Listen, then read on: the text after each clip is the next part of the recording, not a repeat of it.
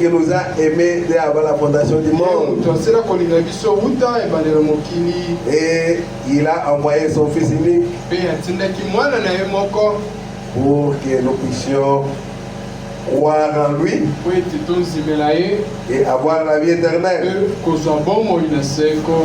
le Seigneur Jésus-Christ a dit, c'est lui qui reçoit celui que j'ai envoyé, mais reçoit. Alors si nous recevons l'envoyé de Dieu, nous recevons Dieu. Amen. Ce matin, nous allons apporter une petite exhortation.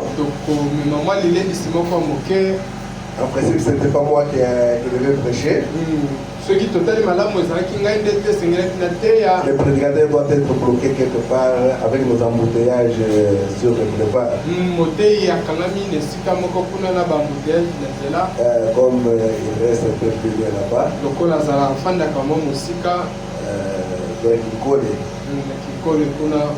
Et que grâce à le tienne,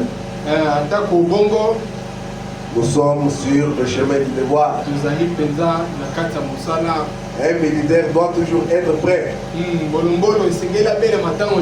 À tout moment, il ne va pas dire oh non.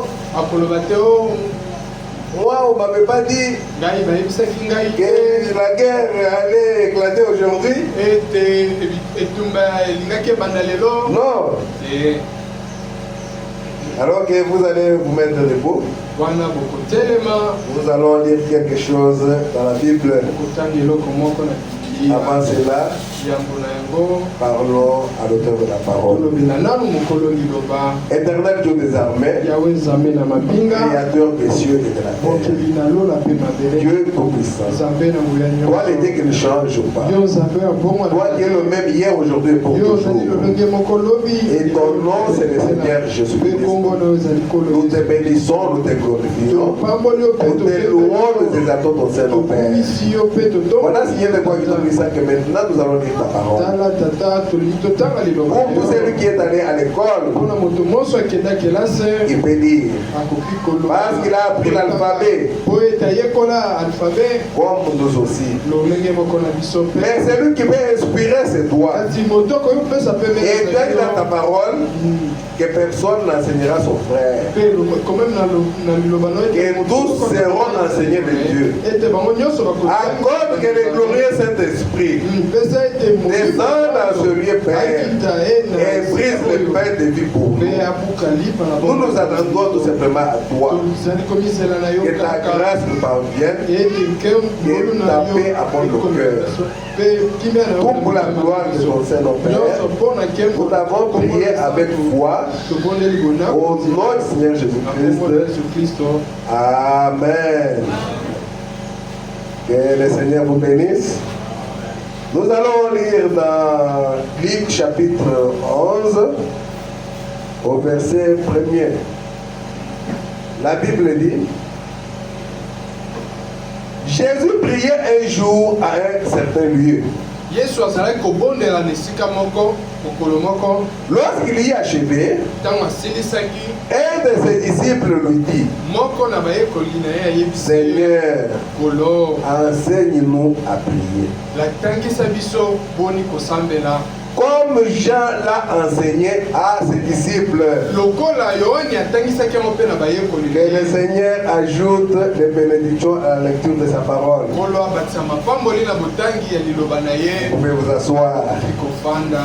Je vous salue tous au nom du Seigneur Jésus-Christ. Nous bénissons le Seigneur pour des bons moments que nous avions passés ensemble le week-end.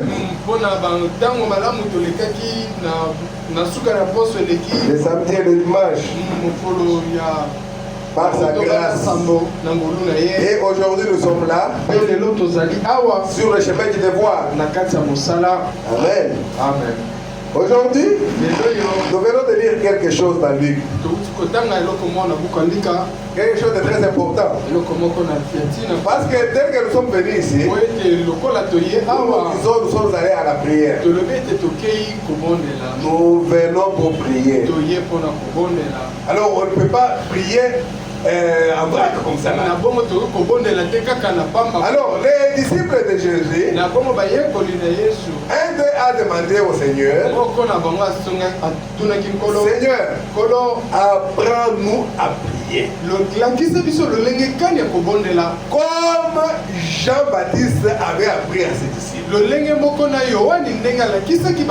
Amen. Alors, si on ne te montre pas, on ne te dit pas comment on prie, il va prier en vain. Amen. Et le Seigneur Jésus-Christ dit, vous ne recevez pas parce que vous priez mal. Ah, c'est que quelqu'un peut prier et mal prier. Ne pas prier comme il fallait prier. Je ne dis pas que tu vas dire à Dieu, oh, toi Dieu tu es méchant. Non, tu vas toujours prier. Oh Seigneur, j'ai besoin de ceci, j'ai besoin de cela, j'ai besoin de ceci, j'ai besoin de cela. C'est toujours la prière. Prenons l'exemple de cette femme syrophénicienne. Son enfant était malade. Il est allé auprès de Jésus. Il a dit, Jésus, fils de David, aie pitié de moi. Mon enfant est malade. Jésus ne l'a même pas regardé. Elle a insisté. Et Jésus la regarde et dit, je ne peux pas prendre le pain des enfants et donner aux chiens. Je ne peux pas prendre le pain des enfants et donner cela aux chiens.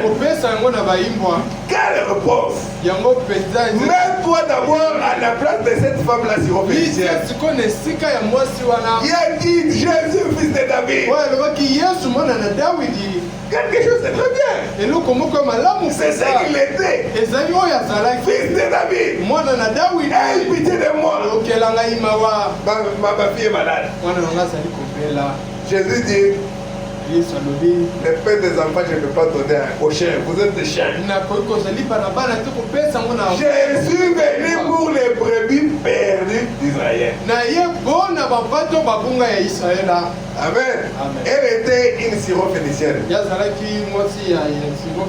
Alors, quand elle a dit, Seigneur, même les chiens mangent les miettes qui tombent à la table des enfants.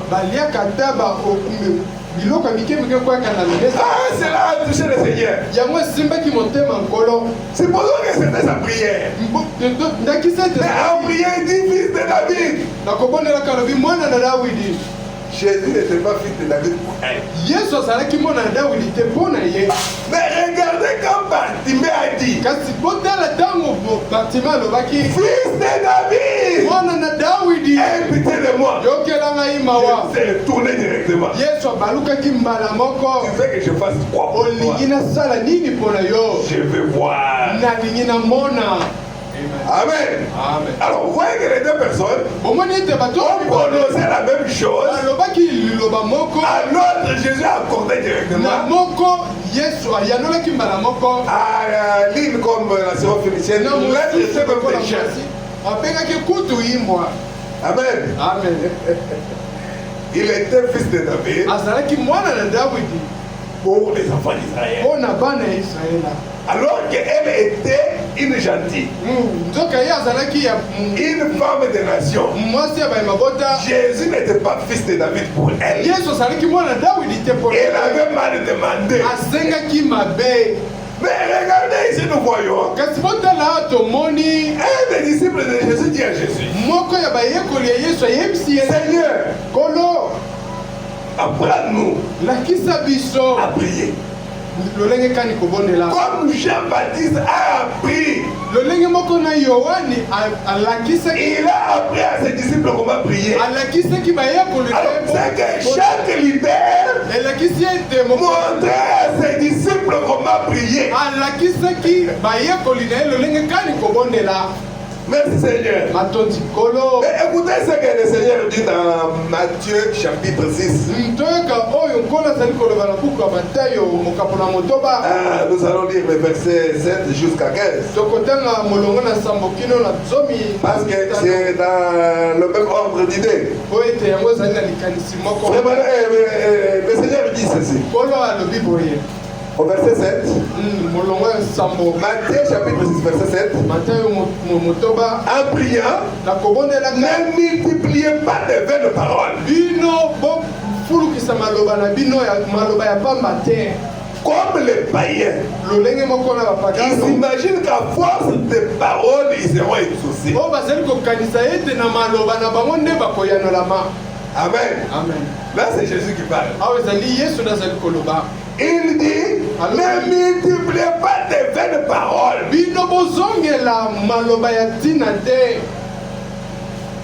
Tu peux te mettre là et commencer à dire, oh Seigneur, toi le Dieu d'Abraham, le Dieu d'Isaac, toi qui es avec Moïse là-bas en Égypte, oh Seigneur, écoute ma prière. C'est bien. Il était avec Moïse. Il était avec Abraham. Il était avec Noé. Il était de tout cela. C'est très bien. Mais il se pourrait que cela devienne de belles paroles. Amen. Amen. Oh Seigneur. Toi qui avais sauvé Shadrach, Meshach. Toi qui avais fait ceci, cela avec Gédéon. C'est très bien. Ça nous sert de tremplin. Mais il se pourrait que cela devienne de belles paroles. Ne multipliez pas de belles paroles. Mais quelqu'un d'autre peut arriver là et dire, Seigneur Dieu, toi tu avais promis à Abraham que sa semence, sa postérité possédera les portes des ennemis. Et la vraie semence de Jésus-Christ. Et dans ce temps de la fin, Jésus-Christ est revenu pour nous retourner. Donc tu es en train de prier Dieu au temps présent. Alléluia. Tu peux prononcer seulement deux paroles. Et la prière est arrivée au ciel. Apprends-nous à prier. Ça, c'est ce que les disciples de Jésus lui ont demandé. Jésus dit, ne multipliez pas de belles paroles comme les païens qui s'imaginent qu'à force de paroles, ils seront exaucés. Mais là, ne ressemblez pas. Car votre Père sait de quoi vous avez besoin. Avant que vous ne lui demandiez. Avant même qu'on ouvre la bouche, votre Père Céleste sait de quoi nous avons besoin. Parfois on peut lui exprimer nos désirs, mais Dieu voit les besoins. Alléluia. Amen. Tu peux être là, papa, ou bien maman, tu es à la maison, tu vois qu'il n'y a pas à manger. Tu as quelque chose à mettre comme 20 000 francs. Et les enfants ont faim. Et c'est ça le besoin primordial à la maison. Et l'autre vient là et commence à pleurer. Maman, regarde mes jouets là, papa. Achète-moi ça. Le jouet. Ça Ça, c'est un désir. Mais toi, tu connais le besoin réel. Si tu vas acheter les jouets, il va mourir de faim. Amen. Ah, Dieu connaît nos besoins. Et le Seigneur Jésus-Christ dit, continue au verset 9. Voici donc comment vous devez prier. Notre Père qui est aux cieux, que ton nom soit sanctifié. Commencez d'abord par magnifier Dieu. Alléluia. Parce qu'il n'est pas un garçon de course. Et tu commences directement. Oh Seigneur Jésus. Oh, tu sais, moi je suis ton enfant. J'ai besoin vraiment de l'argent de venir voir le Seigneur. Toi, tu lui demander. Tu as mal commencé. Jésus montre d'abord comment on commence. Il dit, commencez par dire notre Père qui est aux cieux. Que ton nom soit sanctifié. Que ton règne vienne. Que ta volonté soit faite sur la terre comme au ciel.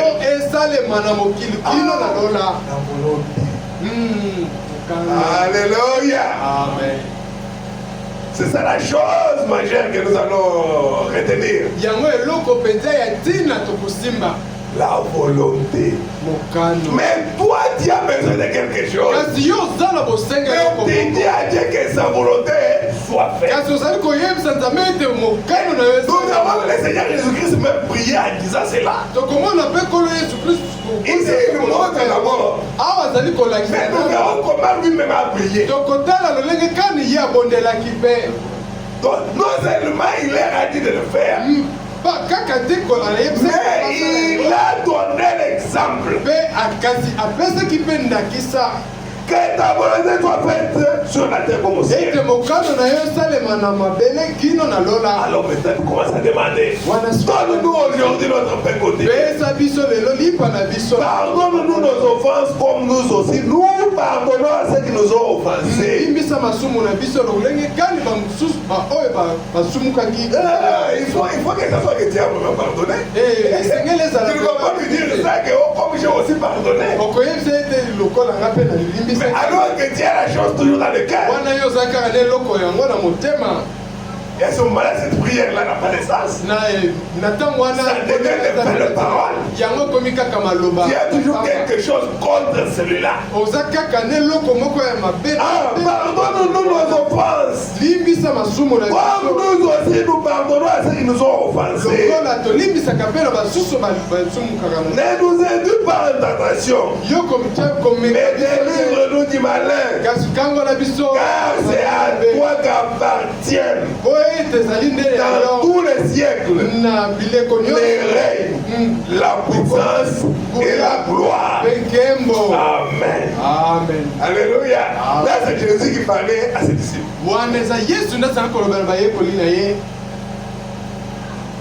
Amen. Amen. L'autre petit sujet, c'est enseigne-nous à prier. Ou enseigne-nous comment prier. C'est tout simplement une petite exhortation pour ce jour. Et vous savez ce que le Seigneur continue à dire au verset 14. Toujours Matthieu 6. Il dit, si vous pardonnez aux hommes leurs offenses, votre Père Céleste vous pardonnera aussi. Alors,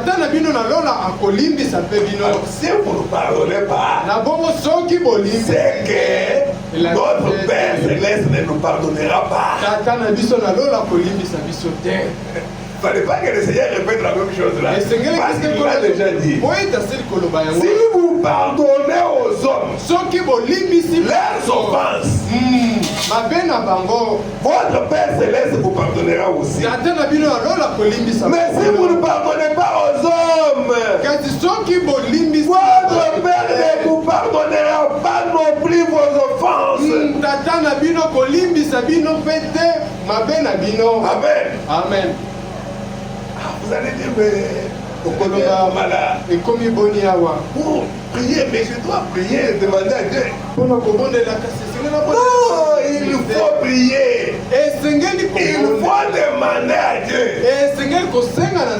Et Jésus-Christ a dit, jusque-là, vous n'avez pas encore demandé. Demandez jusqu'à ce que votre joie soit parfaite. C'est ça que le Seigneur Jésus-Christ a dit. Amen. Amen.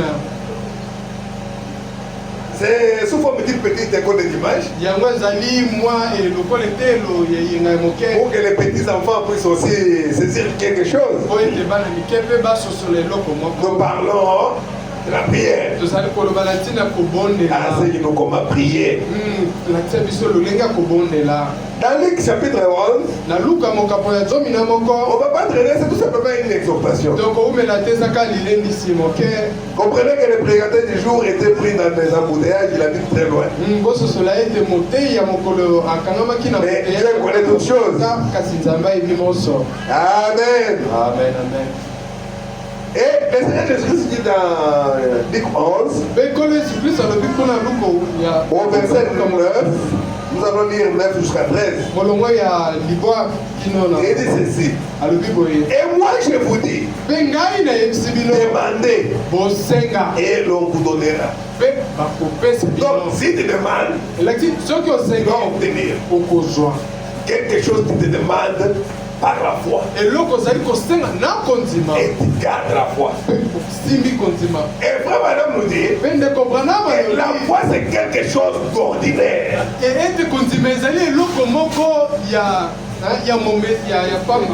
Donc c'est quelque chose d'inconscient. C'est comme maintenant je dis, j'ai soif. Ah, il y a la petite d'eau ici. Ah, je vais boire de l'eau.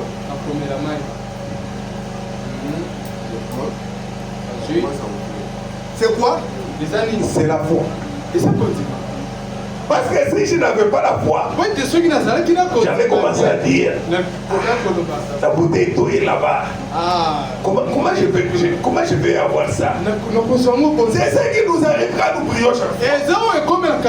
Alors que la chose est à notre portée. C'est comme maintenant là, il y a un rendez-vous avec quelqu'un juste après Dieu. Peut-être vers 16h, 17h ou 18h. Et tu regardes chaque fois l'heure. C'est à 17h.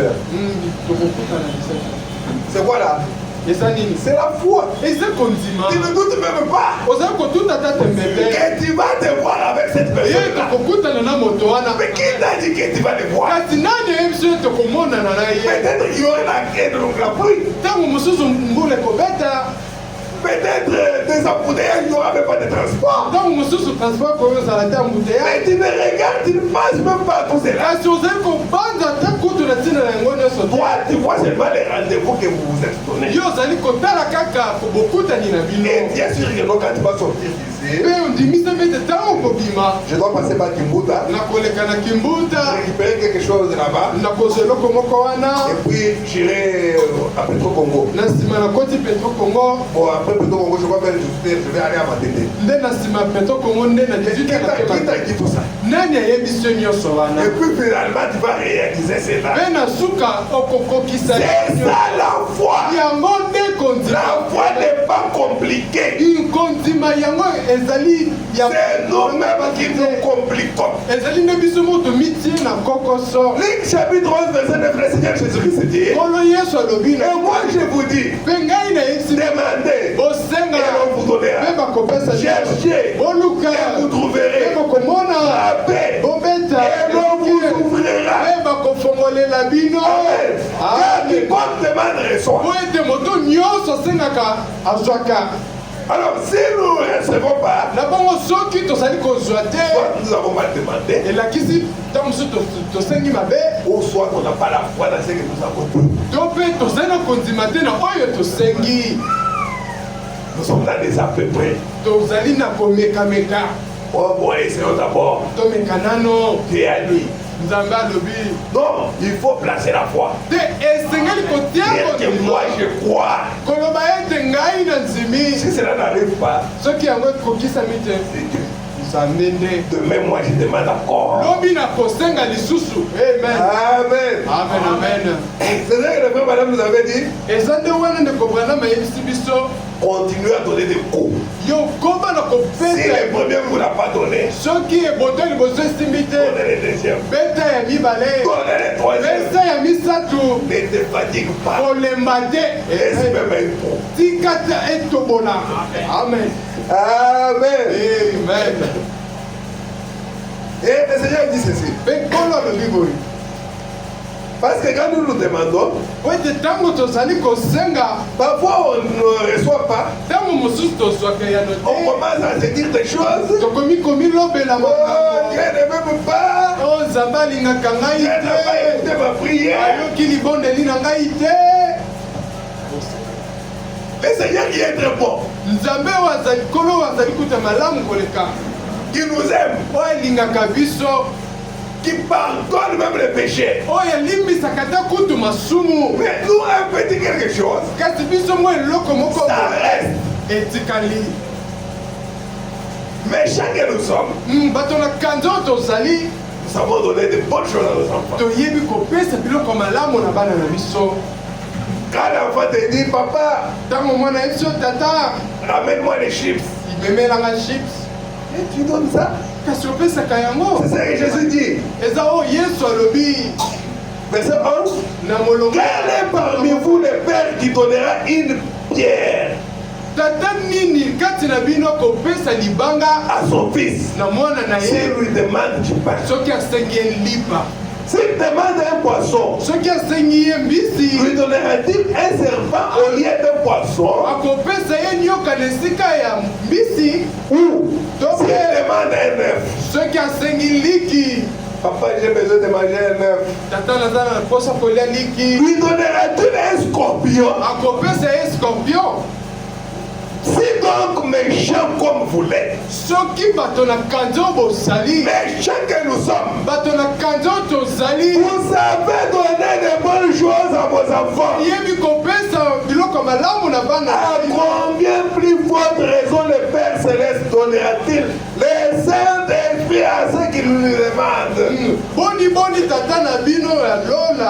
akopesa na molimo santo soki na moto azali kosenga ye yango. Parce que le Seigneur Jésus a dit, oyo tekolo Yesu Kristo alobi, ne vous inquiétez de rien. bino bomitungisa na eloko te. Cherchez premièrement le royaume de Dieu oluka liboso bokonzi na lola et sa justice, mpe boyenge et le reste vous sera donné par-dessus. mpe monso kobakisamela bino likolo. Le royaume des cieux bokonzi na lola consiste au Saint-Esprit. yango etali mpenza molimo santo. Alléluia. Amen. Sans le Saint-Esprit, zanga molimo santo il ne peut pas participer au royaume des cieux. okoki kokota na bokonzi Il na ne lola te. peut pas en faire partie. okoki kokota na kati Parce que dans le royaume des cieux, ete na bokonzi na lola on y naît par le baptême du Saint-Esprit. tobotamaka na yango na nzela molimo santo. Cherchez premièrement le royaume des cieux. luka nanu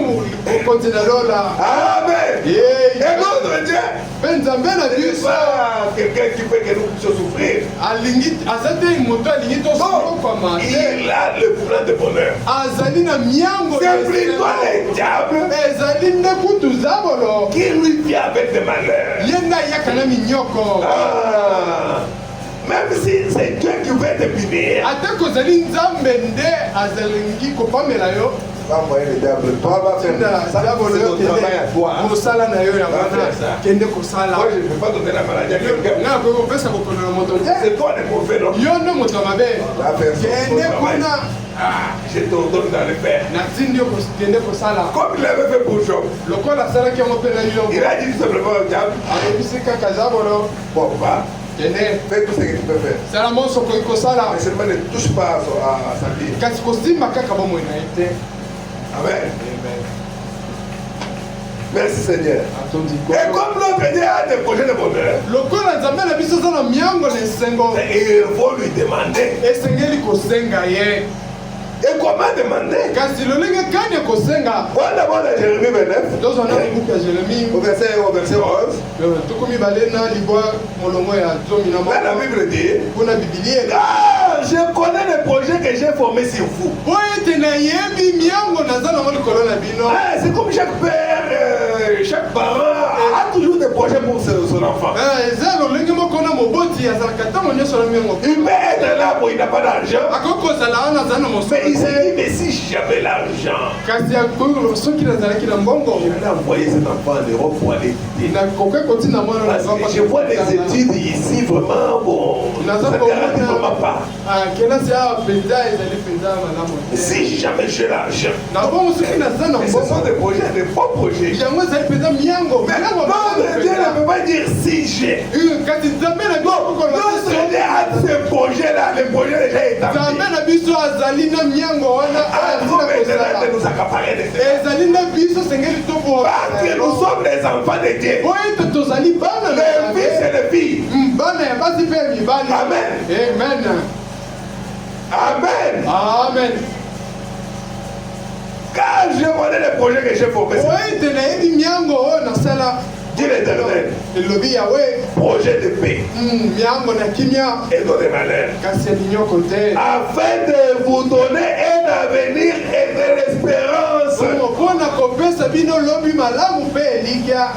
Là, c'est notre Dieu. Il a des projets de bonheur. À nous de saisir cela. Alors, à nous de nous approcher de notre Dieu. Parce que si Jacob est là aujourd'hui, ou bien à l'époque de Jacob, il avait une certaine façon de prier. Comment Dieu s'était révélé à lui. Mais toi, Dieu s'est révélé à toi comment? Il faut toucher à cela. Alléluia. Amen. Merci Seigneur.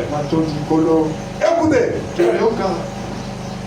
vous m'invoquerez et vous partirez. Vous me prierez et je vous exaucerai. Vous me chercherez et vous me trouverez. Si vous me cherchez de tout votre cœur.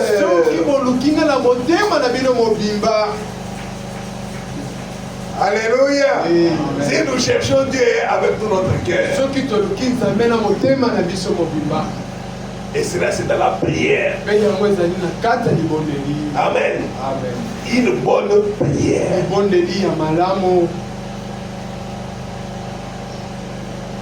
Prie Dieu en fonction de ce qu'il a fait pour toi. C'est du temps de Noé. Il pouvait dire, oh Seigneur, toi qui nous as fait échapper du déluge, toi qui nous as mis dans l'arche, ils avaient raison de dire cela. Est-ce que toi tu peux parler de l'arche de Noé? Alléluia. Amen. Des enfants d'Israël, ils pouvaient dire, oh Seigneur, nous avons vu engloutir Pharaon et son armée dans la mer Rouge. Il nous a fait sortir sur les ailes des nègres. Oh Dieu.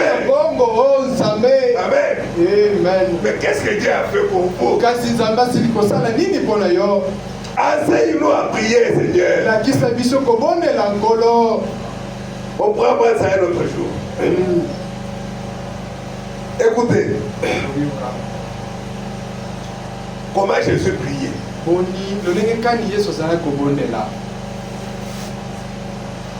Priez Dieu un autre jour. Nous prendrons ça. Mais prenons seulement un petit rien là.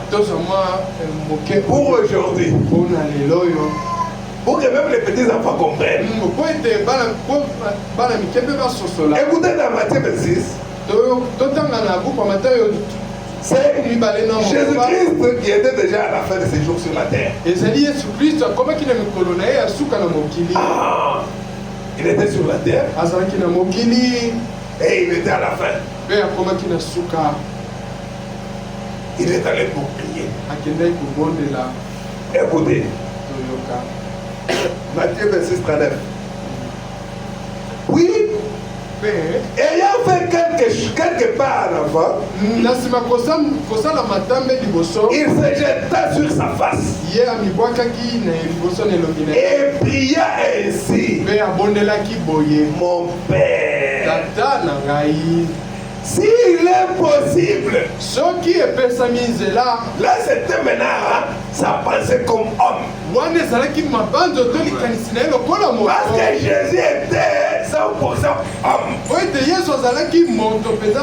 Et s'il n'était pas 100% homme, ces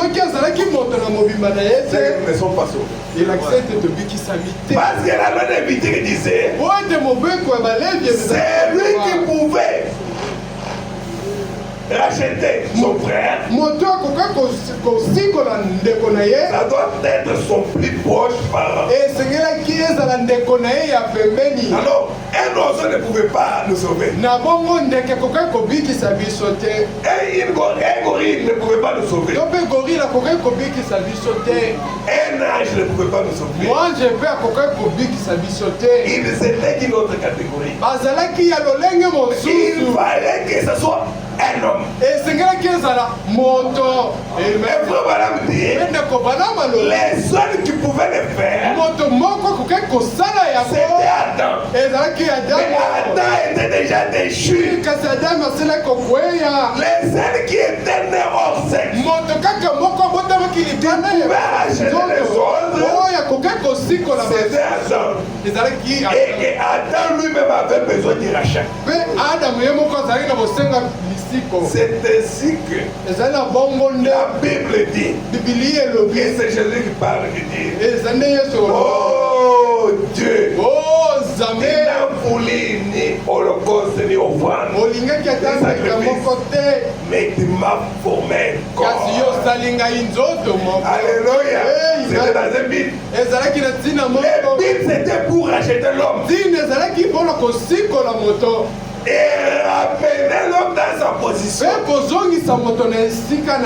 D'abord racheter, c'était la première partie, et ensuite ramener.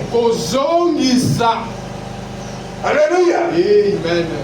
Les livres de la rédemption, les pouvoirs de la parole parlée.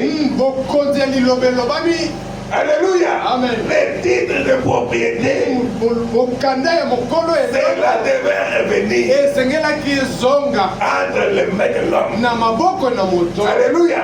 D'abord racheter, ensuite ramener dans la position où l'homme doit parler et la chose arriver. C'est l'état dans lequel nous sommes. Ne vivons pas dessous de nos privilèges. Nous ne pouvons pas nous sous-estimer. C'est ça notre problème.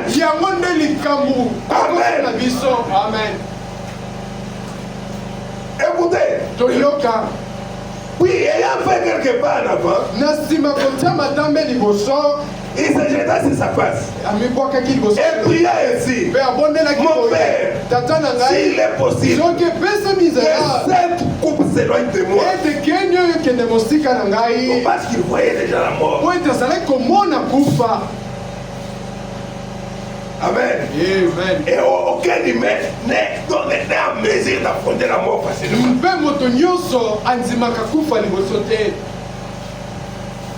Si ce n'est possible que cette coupe s'éloigne de moi, toutefois, non pas ce que je veux, mais ce que tu veux. Et ta volonté soit faite au ciel. Soit faite sur la terre comme. C'est comme ça qu'il nous avait montré à ses disciples. Et ta volonté soit faite sur la terre comme au ciel. Père, s'il est possible que cette coupe s'éloigne de moi. Toutefois non pas ce que je veux, mais ce que tu veux. Et puis il est revenu vers ses disciples. Il a trouvé les trois disciples qu'il avait amenés en train de dormir. Il a dit, mais Pierre, vous n'avez même pas pu veiller une seule heure avec moi. Alléluia. Amen. Écoutez, il a dit, veillez et priez afin que vous ne tombiez pas dans la tentation. L'esprit est bien disposé, mais la chair est faible. Alléluia. Tu te dis, je dois aller me consacrer. Ah, mais je suis fatigué. Et tu laisses à cause de la chair. La chair qui est faible. Alors que l'esprit est disposé. Je dis si j'étais fort, je pouvais faire même 7 jours de prière, de consécration, de jeûne. En présence du Seigneur. Amen. C'est ça que je ne saurais pas parce que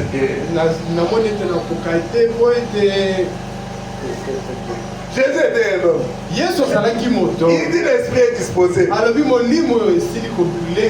la chair est faible. Mais il était aussi 100% Dieu. Amen. Amen. Il s'éloignait une seconde fois. Et priait ainsi. Mon Père, s'il n'est pas possible que cette coupe s'éloigne, sans que je la boive, que ta volonté soit faite. Voilà comment nous devons prier. Alléluia. C'est comme un jour, vraiment était là. Il était en train de prêcher. Il y avait dans la salle des jeunes, donc un garçon et une fille, en train de s'embrasser. Vraiment dit arrêtez ça. Et puis il a continué à prêcher. Et ensuite ils ont encore recommencé. Vraiment dit, nous sommes à l'église, arrêtez cela. Ils ont blessé et ensuite ils ont encore continué. Frère Madame Semira s'est arrêté. Dieu lui dit quelque chose. Même s'il faut qu'il soit privé maintenant, il faut être privé. Ne fais pas des actes de zéro privé. Regardez la vie. Je vous parle. Amen. Et Dieu lui dit, il a dit la chose juste. Alléluia. Amen. C'est comme l'interpréteur nous a prêché ici. Il a dit, les Anabel cherchez vengeance. C'est que Abel était mauvais. Dieu dit à Caïn, les âmes de ton frère crient vengeance. Mais quand les âmes de Jésus-Christ est venu, la Bible dit que les âmes de Jésus crient mieux que les âmes d'Abel. Père, pardonne-les. Ils ne savent pas ce qu'ils font. Amen. C'est ça que Dieu fait de nous. Merci Seigneur.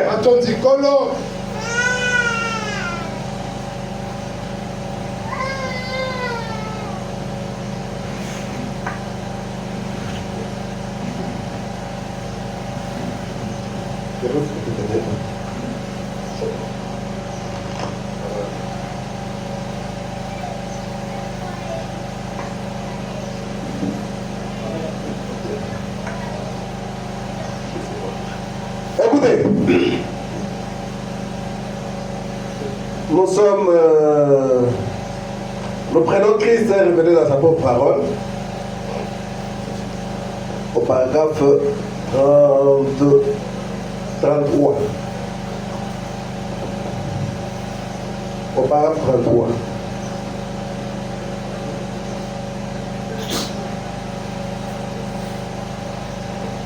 Amen. Christ est révélé à sa propre parole. C'est, je crois que c'est la seule prochaine qu'on va lire. On va lire 33 à 34.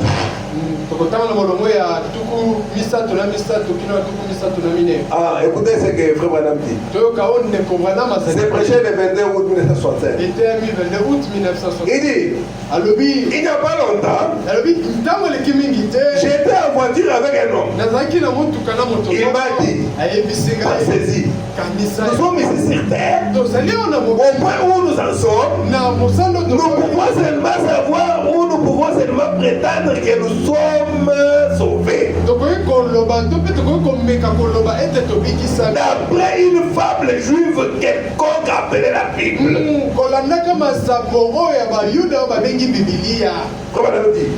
J'ai dit, messieurs, je ne sais pas comment vous pouvez dire cela. Mais je ne crois pas que ce soit une fable juive. On parle de la prière. Il a dit, pourquoi priez-vous? Il demande à Frère Branham, pourquoi priez-vous? À qui adressez-vous vos prières? J'ai demandé ceci, cela, j'ai demandé certaines choses. Je n'ai pas été exaucé, Frère Branham. Écoutez ce que Frère Branham nous dit. J'ai dit au paragraphe 35, vous priez mal. Si quelqu'un peut prier et mal prier, vous priez mal. Nous ne devrions jamais prier pour changer la pensée de Dieu. Nous devrions prier pour changer notre pensée.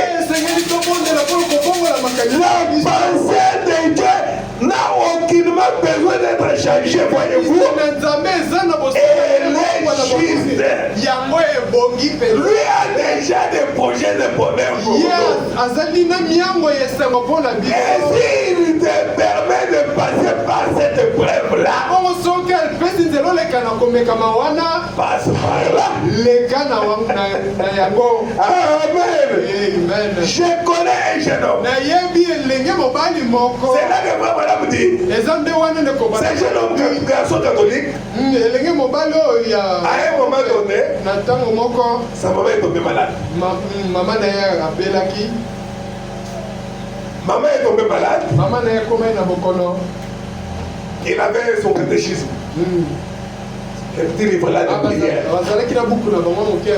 Parce que moi j'étais à l'église catholique. J'ai pris aussi la première communion là. Donc on nous a enseigné, c'était une sorte d'école de dimanche, je vais dire. Ça pouvait être par exemple qui est Abraham. Abraham est le père de la foi. C'est là. Qui est Moïse? Et Moïse est quelqu'un que Dieu avait choisi pour délivrer son peuple. C'est comme ça qu'on nous enseignait. Ça prenait toute une année. Et ensuite vous passez par le baptême, je ne sais pas, la première communion. Alors on avait ce qu'on appelle le catéchisme. Dans le catéchisme là,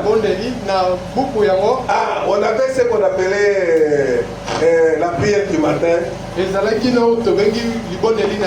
La prière de midi. La prière du soir. La prière avant de dormir. C'est quelque chose qu'on récitait au récité. On avait les Ave Marie. Sainte Marie, Mère de Dieu, priez pour nous, pauvres pécheurs. Tu peux faire 50 Ave Marie comme ça là. Et puis on avait notre Père. On avait au nom du Père. Beaucoup d'histoires là. Qu'on récitait chaque fois. Là c'était des belles paroles. Frère me dit, je connais un jeune garçon qui à un moment donné récitait des prières de son livre de messe pour que sa mère reste en vie. Mais elle est morte. Et il a jeté les livres de messe à vos frères. Eh bien, vous voyez, les livres de messe, ça ne me dit pas grand-chose.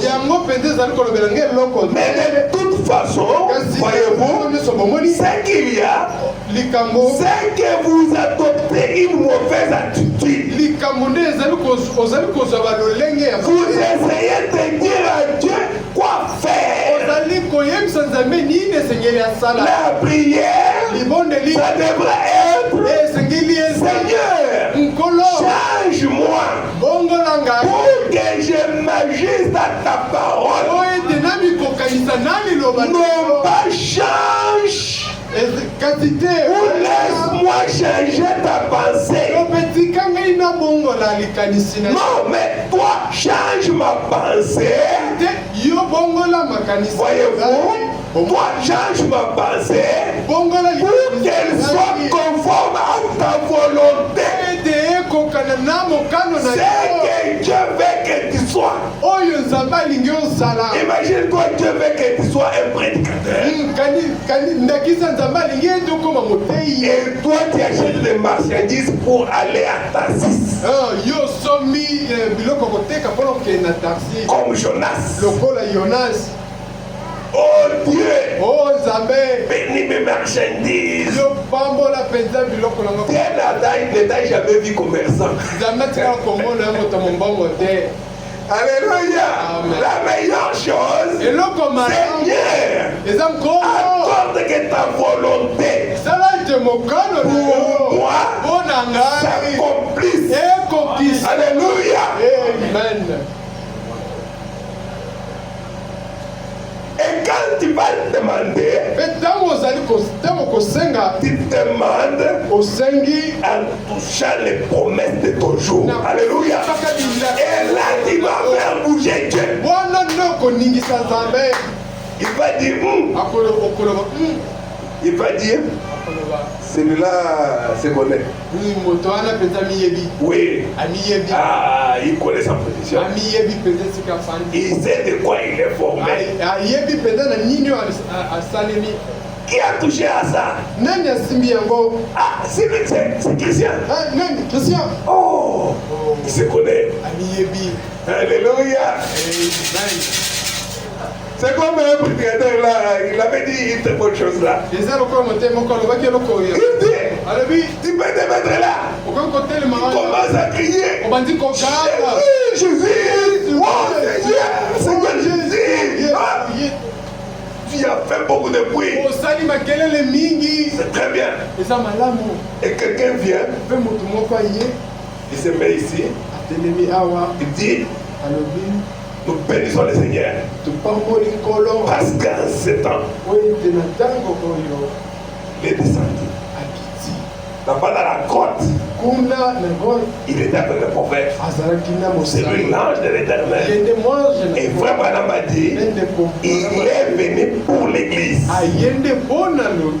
Je pars, il restera avec l'église. C'est là tout dit. Au ciel, je bouge. Celui-ci connaît. Il connaît.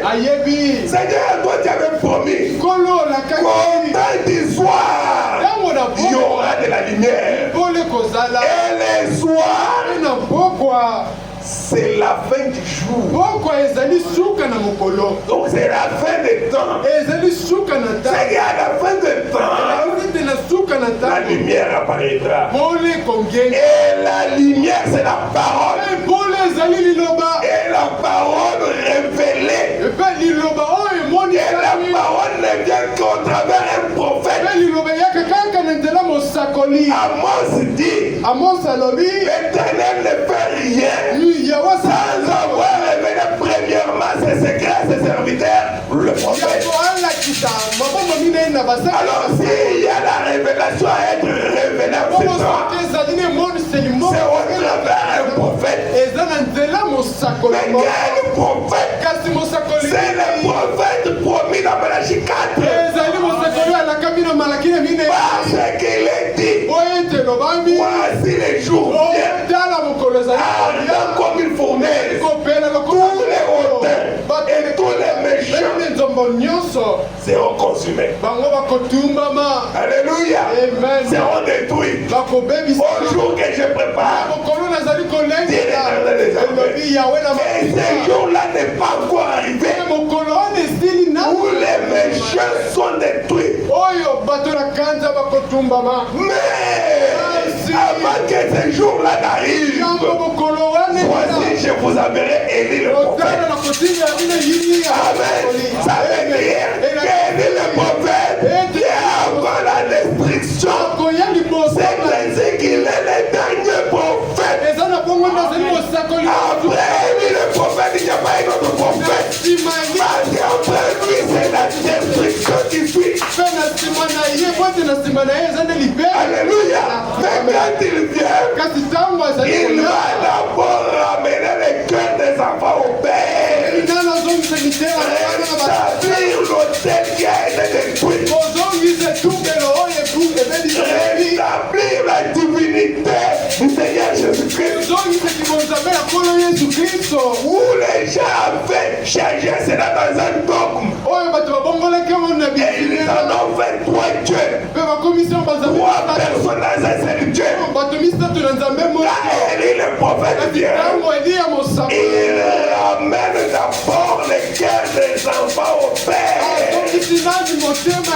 Quel père? Les pères apostoliques. Parce que l'église chrétienne a été née là-bas à la Pentecôte.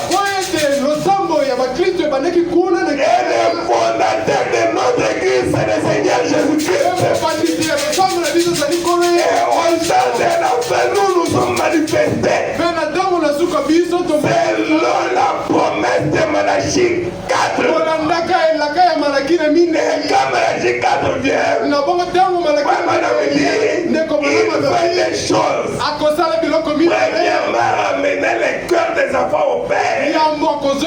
C'est-à-dire rétablir d'abord la doctrine apostolique. Et ensuite, révéler les sept tonnerres. Les mystères qui étaient cachés depuis tous ces temps. À qui on avait dit à Jean de ne pas écrire. Et de mettre cela sous forme de symbole. Et à Daniel qui voulait savoir, on lui a dit garde ces choses, Daniel. Ceci ne sera révélé que vers le temps de la fin. Amen. Et c'est ce que nous avons réussi en ce temps. C'est un privilège, une grâce, quelque chose qui devait nous donner la joie. Parce que ceci n'est pas dans les dénominations. C'est la chose même qui nous amène au ciel, qui nous donne la foi de l'enlèvement. Car nous voyons ce que le Seigneur Jésus-Christ avait dit. Et ce qui était arrivé du temps de Sodome. Mais les gens voient seulement les gros plans. Ils voient seulement comment cette Sodome était détruite. Comment le feu de descendre a détruit Sodome. Mais quand les détails les échappent, et quand nous avons reçu le prophète de l'Abraham, il nous a dit, c'est que le Seigneur Jésus-Christ a dit, c'est qui s'était passé dit dans le Sodome. C'était d'abord Elohim qui se présentait. Alléluia. Dans les dénominations ne connaissent pas cela. Elohim chez Abraham, avant que Sodome ne soit détruit. Et vous pouvez qu'il est ici. Je vous tourne les doigts. Et nous avons vu cela. Et c'est ce qui récolte notre foi. Alléluia. Et les livres de rédemption est revenu. Et nous devons devenir le livre. Comme le pasteur Nathan a dit, nous devons devenir lui. Pour annoncer la parole. Il te met de vous dire, Seigneur, toi tu as dit. Et moi je prononce. Alléluia. Je crois. Et tu restes calme. Amen. Garde la foi. Et la chose arrive. Amen, amen, amen, amen. Que le Seigneur vous bénisse. Que le Seigneur vous bénisse. Que ton nom soit loué. Amen, soit le nom du Seigneur. Alléluia. Priez et prendre les promesses de l'heure. Présentez cela au Seigneur. Et dire au Seigneur, accomplis ce que tu veux que moi je sois. Parce que tu as le plan de bonheur et non le malheur. Oh Seigneur, je suis fils de Machigal. Je suis fille de Machigal. Qui a dit que nous sommes des dieux. Et moi je le crois. Oh Dieu, moi je suis Psaume 82 accompli. J'ai dit que vous êtes des dieux. Et moi j'ai dit Amen. Alléluia. Je suis lui. Et je prononce la parole. Et je reste calme. Et la chose va arriver. Amen. Mettez-vous debout. Alors on va nous chanter quelque chose. Et chacun de nous va prier le Seigneur. Et non pas multiplier les faits de parole. Dire quelque chose. Amen. Alors que les conducteurs peuvent nous conduire dans un cantique. Et alors ça va, nous allons chanter. Et chacun de nous va prier le Seigneur. Amen.